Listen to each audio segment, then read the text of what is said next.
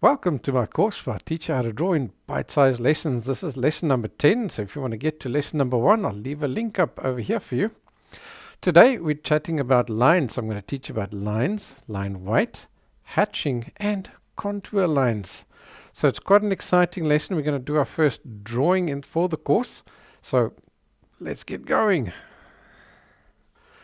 Drawing is simply a variety of tonal values on a piece of paper. To make these tonal values look realistic, we use different textures. The simplest of these textures is using lines to create your drawing. Drawing straight lines is all good and well, and you can draw entire drawings using only straight lines. I think that you'll however agree that most objects aren't flat. They have depth and dimension.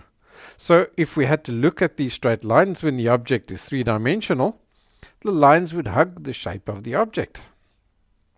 We call these contour lines. When you draw, you are going to find that it's a lot easier following the contour lines of the object than simply using straight lines. In a minute, you'll see how to follow the contour lines of the object as you draw, but first, let's take a look at the 3 different ways we can draw a line on the paper to get different tonal values. The first is to vary the pressure that you apply to the pencil. Pressing soft will give you a light tonal value. Pressing hard will give you a dark tonal value. Interestingly, you can also vary the width of your line to indicate different tonal values. A thin line appears lighter and a broad line appears darker. This is called line weight. The broader the line, the more weight it has. We can also use multiple parallel lines to indicate different tonal values on the paper, and this is called hatching. The further your lines are apart, the lighter the tonal value. The closer your lines are together, the darker the tonal value.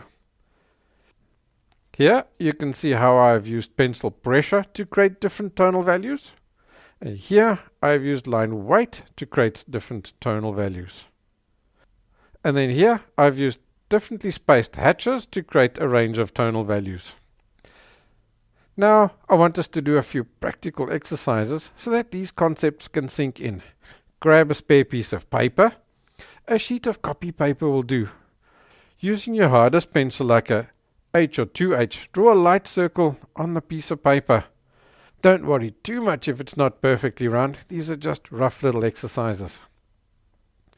Using your dark round point pencil, I'm using a 6B, hatch a series of parallel lines across the circle using a medium pressure. In between those lines, hatch more lines going 2/3 of the way across the circle using the same medium pressure. In between those lines, hatch more lines going halfway across the circle. Can you see we are starting to form a shading? Now fill in the remaining gaps on the left side of the circle, this time only going 1/3 of the way across the circle. You have just shaded yourself a ball using hatches at different distances apart.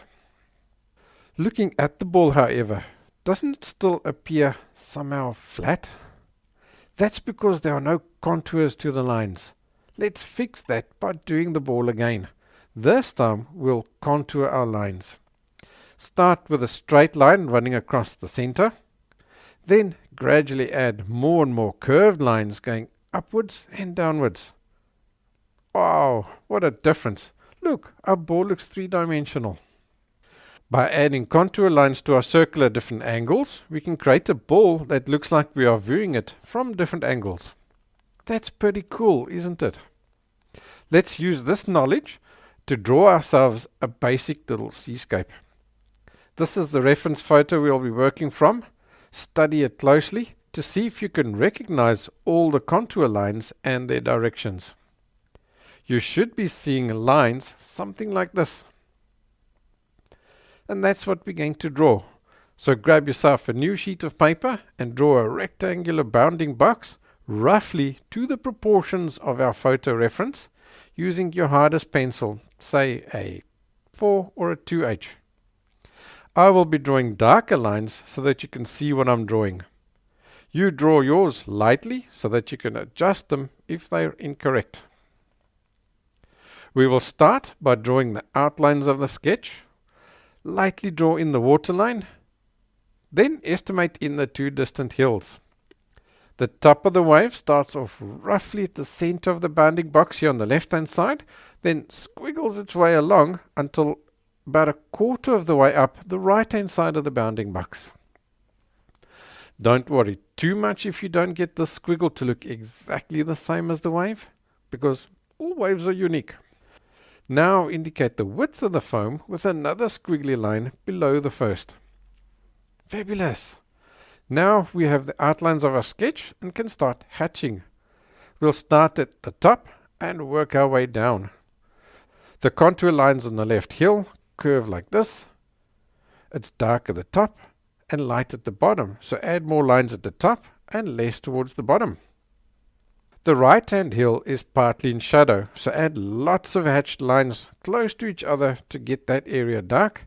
Then gradually increase the distance between the lines to make it lighter towards the right. For the sea, add horizontal hatched lines. You can wiggle these lines a little bit to make it look more like water ripples if you want. The foam on the wave is very light, so just a few little rounded contour lines on the top edge will show its contour, and then a few little curves inside the foam will suggest its shape. Now we can move on to the wave itself. We'll start at the left and work our way towards the right.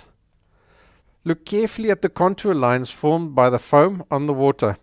It starts off flat and then curls upwards slightly where it meets the wave.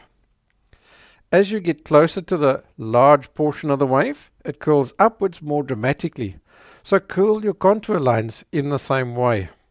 Then, towards the right, the contour lines flatten out again.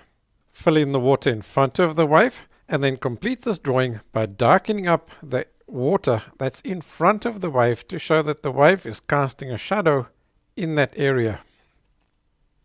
And there you have it. You have just drawn your own little seascape using only lines. Awesome job. That was so much fun, wasn't it?